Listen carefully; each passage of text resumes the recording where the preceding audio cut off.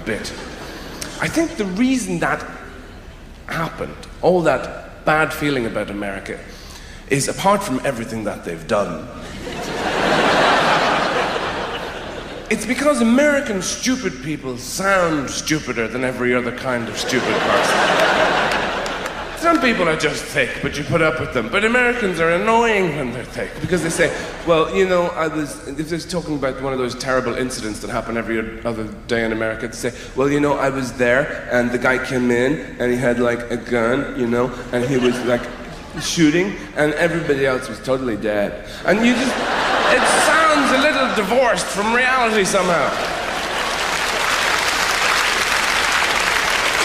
So I think that's why there's this ill feeling about the place sometimes, because of everything the administration has done. You know, it's like the really bad flatmate of the world. Oh, sorry, did I break all your shit? I didn't know it was yours.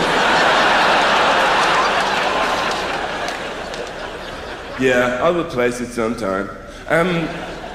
With my stuff. And because it's the only remaining empire, of course. You had an empire once.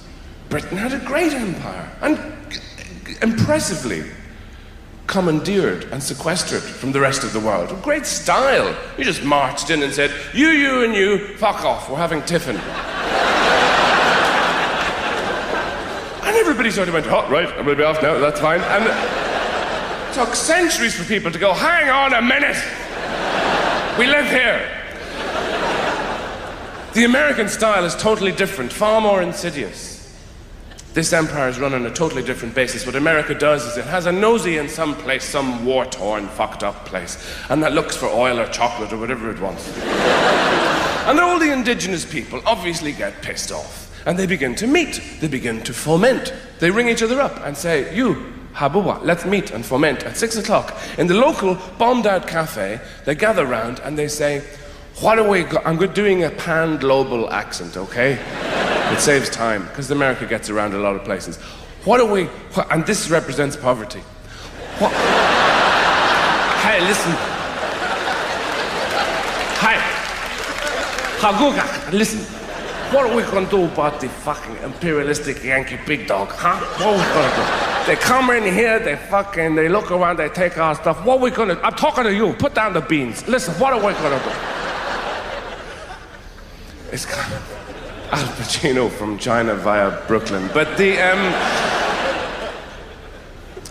And then what America does, while these people are talking, it very, very gradually builds a Starbucks around them. And then they all become addicted to latte and they lose the will to rebel. And then they turn into Americans. After a couple of weeks, the kind of people who come up to me and say, hi, I'm Irish. My grandmother was an O'Flaherty, did you know her? I always say, yes, I did. But then again, everybody did.